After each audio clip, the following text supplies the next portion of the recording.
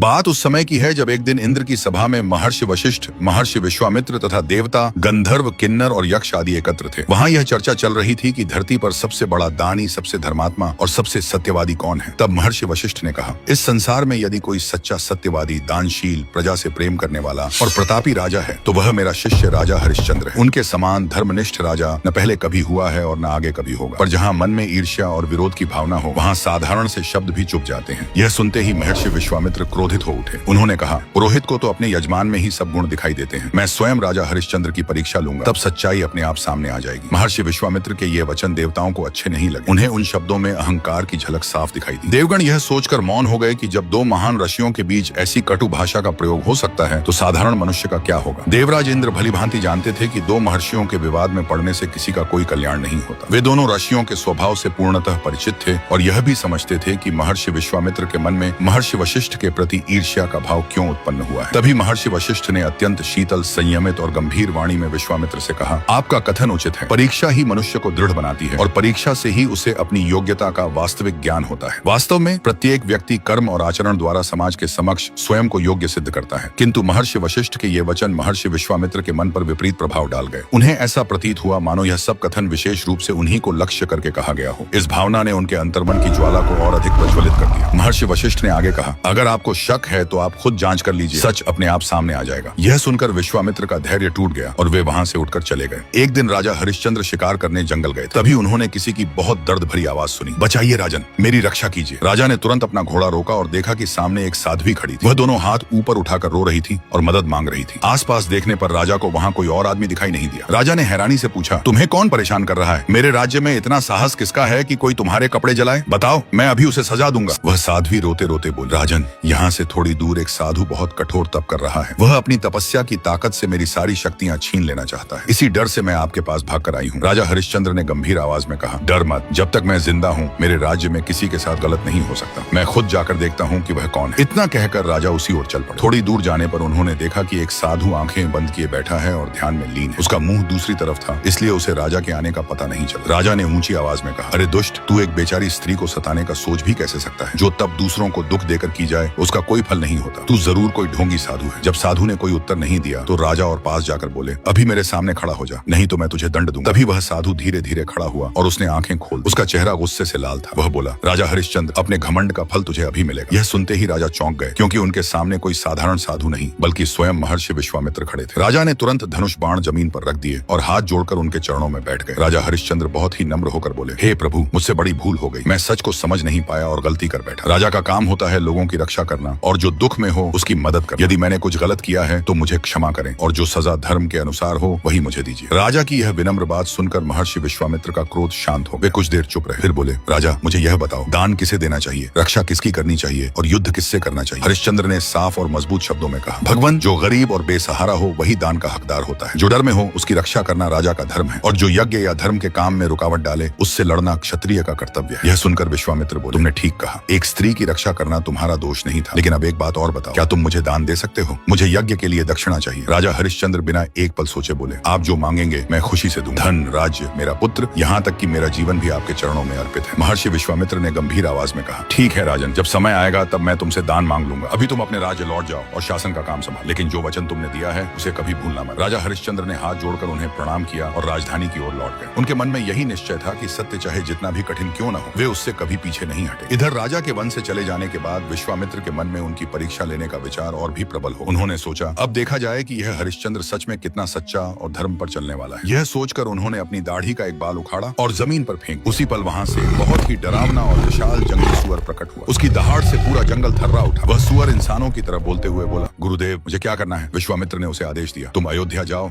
राजा हरिश्चंद्र के राजमहल के बगीचे को पूरी तरह नष्ट कर दो।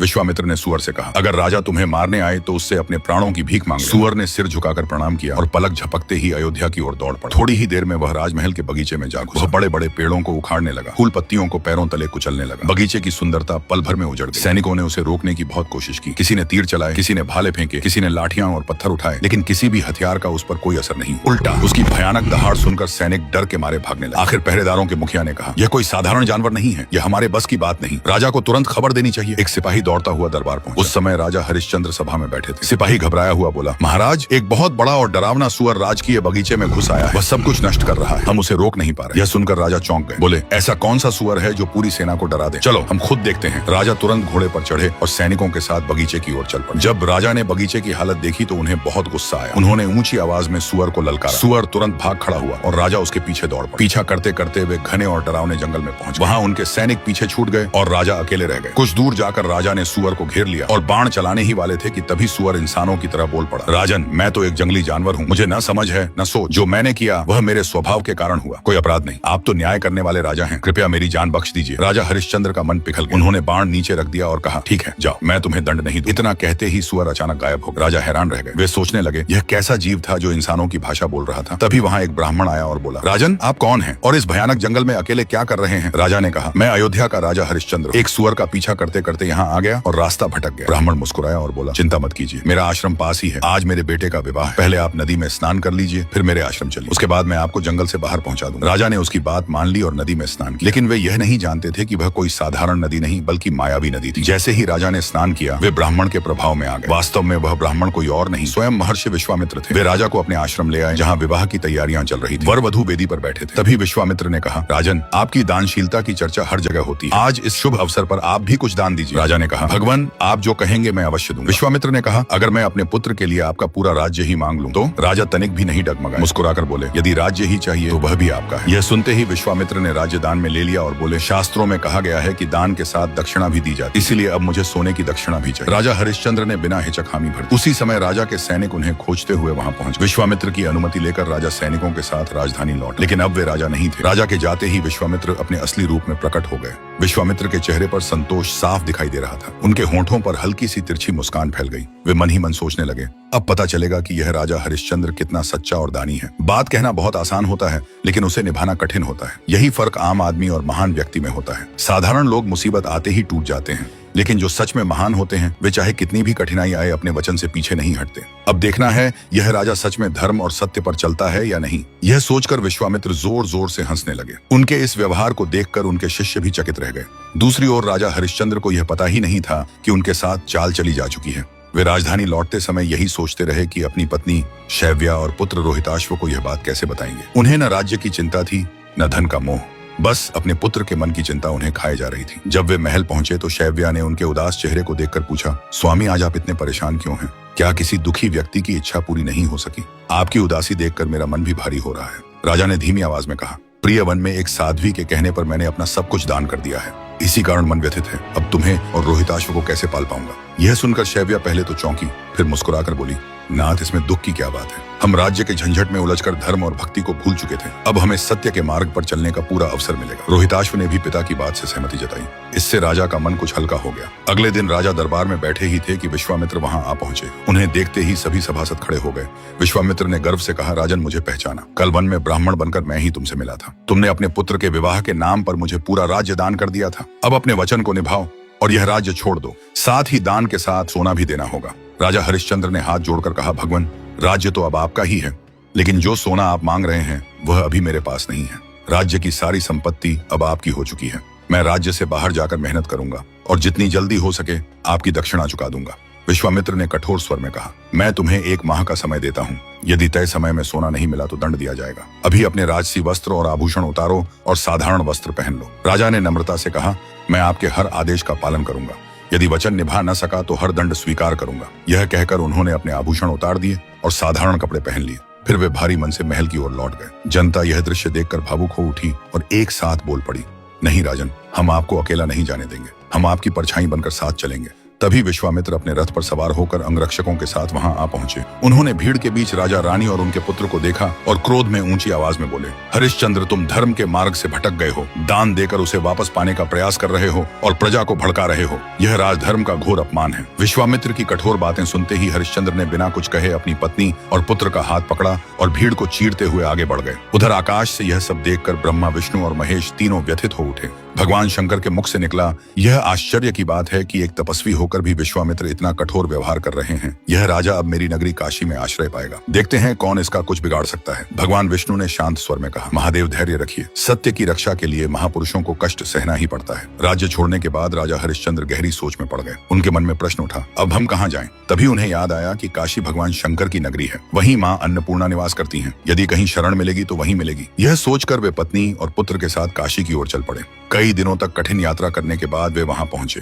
राजा हरिश्चंद्र के वहां से निकलते ही विश्वामित्र अपने असली रूप में आ गए। उनके कपड़े फटे और गंदे हो चुके थे। चेहरे पर भूख और थकान साफ दिखाई दे रही थी। फिर भी राजा का मन मजबूत बना रहा। वे जानते थे कि असली धर्म की पहचान दुख के समय ही होती है। काशी नगरी में कोई उन्हें जानता नहीं था। वे गंगा किनारे पहुंचे, थोड़ा जल पिया और थक कर बैठ गए। तभी रोहिताश बैठे एक कुत्ते को रोटी खाते देखा और मासूम आवाज में बोला, माँ मुझे भी भूख लगी है। यह सुनकर शैव्या का मन टूट गया। उसने बच्चे को सीने से लगा लिया और चुपचाप रोने लगी। पुत्र का दुख देखकर राजा का हृदय भी कांप उठा। उन्होंने बालक का ध्यान हटाने के लिए गंगा में तैरते पक्षी दिखाए, लेकिन भूखा बच्चा बार बार रोटी मांगता रहा। अंत में राजा ने कहा, शैव्या चलो माँ, अन्नपूर्णा के मंदिर चलते हैं। वहाँ कुछ खाने को मिल जाएगा और बच्चे की भूख शांत हो जाएगी। उसी समय माँ अन्नपूर्णा एक बूढ़ी स्त्री का रूप लेकर घाट पर आ गई। उन्होंने रोते हुए बालक को देखा और पूछा, यह बच्चा क्यों रो रहा है? राजा ने नम्रता से कहा, माँ हम बाहर से आए हैं, यहाँ हमारा कोई नहीं है। बच्चा भूखा है और हमारे पास देने को कुछ भी नहीं। बूढ़ी स्त्री मुस्कुराई और बोली, मेरे पास माँ अन्नपूर्णा का प्रसाद है, यह सबका अधिकार है, इसे लेने में संकोच मत करो। शैव्या ने चुपचाप सहमति दी। बूढ़ी स्त्री ने प्रसाद दिया, जिससे बच्चे का पेट भर गया और राजा रानी को भी थोड़ा बल मिला। इसके बाद भी वे दिन भर नगर में काम की तलाश में घूमते रहे, लेकिन कहीं कुछ नहीं मिला। थक कर वे बाजार के पास बैठ गए। तभी राजा ने दुखी मन से कहा, प्रिय आज पूरा 1 महीना हो गया है। अगर सूर्य डूबने से पहले मैं विश्वामित्र को दक्षिणा न दे पाया तो मेरा सत्य वचन टूट जाएगा। शैव्या ने धैर्य से कहा, स्वामी भरोसा रखिए, भगवान शिव अवश्य सहायता करेंगे। काशी में सत्य के लिए कोई न कोई रास्ता जरूर निकलेगा। कुछ दूरी पर विश्वामित्र खड़े यह सब देख रहे थे। उनके चेहरे पर चालाक मुस्कान फैल गई। वे आगे आए और कठोर स्वर में बोले, तो तुम यहाँ बैठे हो, मैं तुम्हें पूरे नगर में ढूंढ रहा था। हरिश्चंद्र,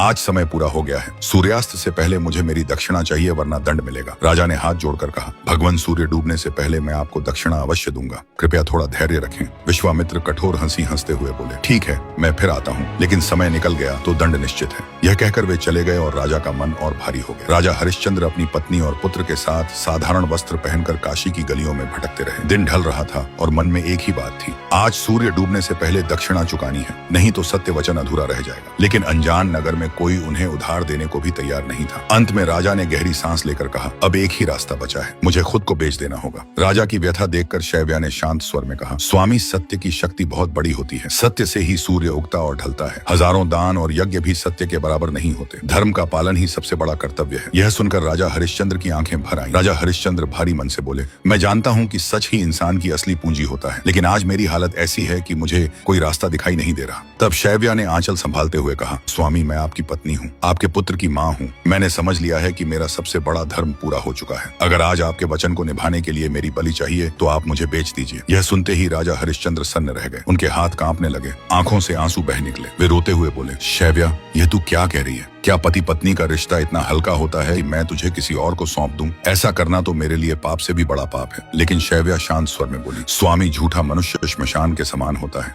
ऊपर से जीवित दिखता है पर अंदर से सब कुछ मर जाता है। झूठ बोलने से पूजा पाठ, दान पुण्य, यज्ञ तप सब व्यर्थ हो जाते हैं। पुराणों में एक राजा की कथा आती है जिसने बहुत यज्ञ किए थे, लेकिन एक झूठ के कारण स्वर्ग से नीचे गिर गया। मैं नहीं चाहती कि आप भी असत्य की वजह से अधर्मी हों। आप मेरी बात मान लीजिए और मुझे बेचकर सत्य की रक्षा कीजिए। उसी समय छोटा सा रोहिताश्व मासूम आवाज में बोला, माँ मुझे भूख लगी है। बच्चे की आवाज सुनकर राजा हरिश्चंद्र का हृदय कांप उठा। एक ओर पत्नी का त्याग था, दूसरी ओर भूखा पुत्र। उस क्षण राजा समझ गए कि सत्य का मार्ग कठिन जरूर है, लेकिन वही मनुष्य को अमर बनाता है। उसी समय रोहिताश्व ने मासूम स्वर में कहा, माँ मुझे भूख लगी है। रोहिताश्व ने पिता की ओर देखा। पिता की आंखों से भी आंसू बह रहे थे। तभी वह अपनी माँ से बोला, माँ पिताजी रो क्यों रहे हैं? क्या उन्हें भी भूख लगी है? यह सुनते ही राजा हरिश्चंद्र तड़प उठे और बोले, ठीक है, मैं यह कठोर काम भी करूंगा। मैं अपने पुत्र को इस प्रकार तड़पता हुआ नहीं देख सकता। मैं तुम्हें, रोहित को और स्वयं को भी बेच दूंगा, परंतु सत्य से कभी विचलित नहीं हो सकता। यह कहकर व्याकुल राजा हरिश्चंद्र उठ खड़े हुए और लोगों को पुकार पुकार कर कहने लगे, हे नगरवासियों, मेरी बात सुनो। यह मत पूछो कि मैं कौन हूँ, बस इतना जान लो कि आज मैं विवश होकर अपनी पत्नी और पुत्र को बेचना चाहता हूँ। यदि आप में से किसी सज्जन को दासी की आवश्यकता हो तो वह इसे खरीद सकता है। राजा की करुण पुकार सुनकर वहाँ एकत्र हुए लोग हैरानी से उनका मुख देखने लगे। तभी एक वृद्ध ब्राह्मण आगे बढ़कर बोला, मुझे एक दासी की आवश्यकता है।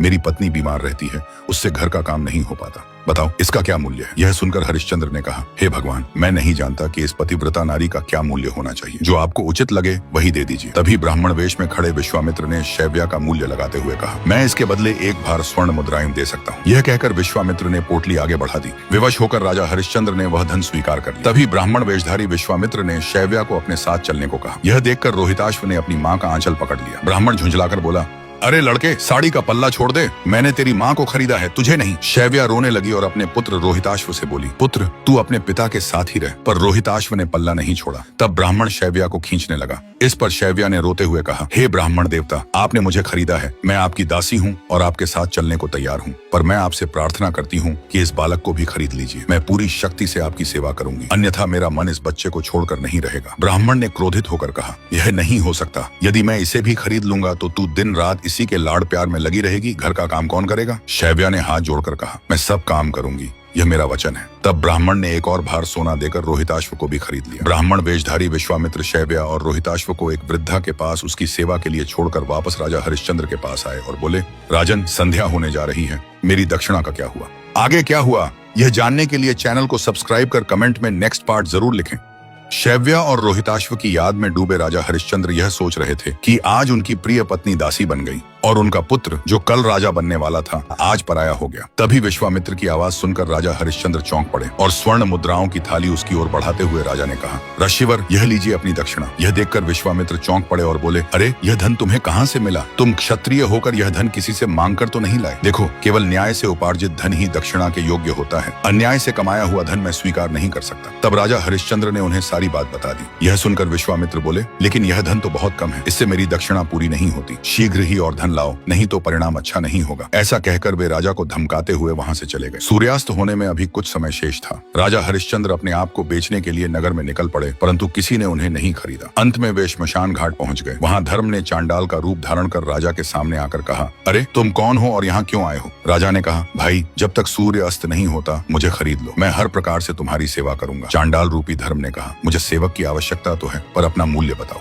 राजा ने चांडाल की भयानक आकृति की ओर देखा और कहा, मुझे इतना धन दे दो कि मैं ब्राह्मण की दक्षिणा पूरी कर सकूं। चांडाल बोला, देखो, मेरा नाम प्रवीण है, मैं मुर्दों का कफन लेने और उन्हें जलाने का काम करता हूँ, मैं तुम्हें 1 भार सोना दे सकता हूँ। राजा हरिश्चंद्र ने सहमति दे दी। तब चांडाल उन्हें अपने साथ ले गया और 1 भार सोना दे दिया। उसी समय क्रोध से भरे विश्वामित्र वहां आ पहुंचे और बोले, क्या बात है हरिश्चंद्र, क्या मेरी दक्षिणा नहीं देना चाहते? राजा ने हाथ जोड़कर कहा, भगवान, आपकी दक्षिणा के लिए ही मैंने स्वयं को चांडाल के हाथों बेच दिया है। यह लीजिए 1 भार सोना। मैं सूर्यवंशी हूँ, अपने प्राण दे सकता हूँ, पर वचन नहीं तोड़ सकता। विश्वामित्र ने स्वर्ण की पोटली ली और वहां से लौट गए। चांडाल राजा को उस स्थान पर ले गया जहाँ चिताएं जल रही थीं और बोला, बिना कफन के किसी भी शव को जलाने नहीं दूंगा, चाहे वह तुम्हारे पुत्र का ही क्यों ना हो। राजा ने उसे आश्वासन दिया। वे कहते थे कि विपत्ति ही मनुष्य की सच्ची परीक्षा लेती है, कठिनाइयों में ही धैर्य और शक्ति का पता चलता है। श्मशान घाट पर हरिश्चंद्र दिन रात सावधानी से काम करने लगे। लोग अपने परिजनों को जलाने लाते, राजा सबका श्मशान कर लेते। रोज रोते बिलखते लोगों को देखकर उन्हें संसार से वैराग्य हो गया। वे समझने लगे कि अंत में सभी को यहीं आना है। भगवान का स्मरण करते हुए वे अपने कर्तव्य का पालन करते रहे। उधर रानी शैव्या ब्राह्मण के घर दिन रात काम करती रहती थी। ब्राह्मण रोहिताश्व से भी काम करवाता था। एक दिन उसने रोहिताश्व को बगीचे से पूजा के फूल लाने भेजा, जहाँ एक विषैले सर्प ने उसे डंस लिया। विष के प्रभाव से बालक की मृत्यु हो गई। जब रोहिताश्व बहुत देर तक नहीं लौटा तो रानी उसे खोजते हुए बगीचे पहुंची। अपने मृत पुत्र को देखकर वे विलाप करने लगी। बहुत देर बाद वे स्वयं को संभाल पाईं और पुत्र का शव लेकर ब्राह्मण के पास पहुंची। उन्होंने कफन के लिए कुछ धन मांगा, पर ब्राह्मण ने देने से इनकार कर दिया। विवश होकर रानी अपने पुत्र को बाहों में उठाकर श्मशान पहुंची। वहां समस्या यह थी कि बिना कफन शव का दाह कैसे करें। उन्होंने अपनी साड़ी फाड़कर उसी में पुत्र के शव को लपेटा और चिता की ओर बढ़ी। तभी चांडाल के सेवक बने हरिश्चंद्र ने उन्हें रोकते हुए कहा, देवी, बिना श्मशान कर दिए आप शव नहीं जला सकती। पति की आवाज पहचान कर रानी ने सिर उठाया। हरिश्चंद्र ने भी उन्हें पहचान लिया। पुत्र के शव को देखते ही उनका हृदय फट पड़ा। रानी ने रोते हुए सारी बात सुनाई। भारी मन से हरिश्चंद्र बोले, देवी, मैं कर्तव्य से बंधा हूँ, श्मशान कर देना ही होगा। रानी बोली, स्वामी, मेरे पास देने को कुछ नहीं है, मैंने आधी साड़ी पहले ही फाड़ दी है। तब हरिश्चंद्र बोले, यदि चाहो तो साड़ी का शेष आधा भाग कर के रूप में दे सकती हो, पर बिना कर चुकाए मैं अनुमति नहीं दे सकता। जैसे ही रानी साड़ी बढ़ाने लगी तभी एक अद्भुत घटना घटी। पीछे से चांडाल आया और बोला, हरिश्चंद्र, तुम अपनी परीक्षा में सफल हुए। यह सुनकर राजा चकित रह गए। तभी पूरा श्मशान दिव्य प्रकाश से भर गया। देवगण स्वर्ग से उतर आए। विश्वामित्र भी प्रकट हुए और बोले, महाराज, देवताओं ने आपकी सत्यनिष्ठा की परीक्षा ली थी, जिसमें आप सफल हुए। राजा ने अपनी पत्नी और पुत्र की ओर देखा। वे दोनों राजसी वेश में मुस्कुराते हुए खड़े थे। चांडाल के स्थान पर धर्मराज प्रकट हुए। विश्वामित्र ने हरिश्चंद्र को दास्ता से मुक्त कर दिया और उनका राज्य लौटा दिया। इसके बाद राजा हरिश्चंद्र अपनी पत्नी और पुत्र सहित अयोध्या लौट आए। दोस्तों, अगर राजा हरिश्चंद्र की यह सत्य और बलिदान की कहानी आपके दिल को छू गई हो तो इसे लाइक करें, अपने विचार कमेंट में लिखें और इस कहानी को ज्यादा से ज्यादा शेयर करें ताकि सत्य का संदेश हर किसी तक पहुंच सके।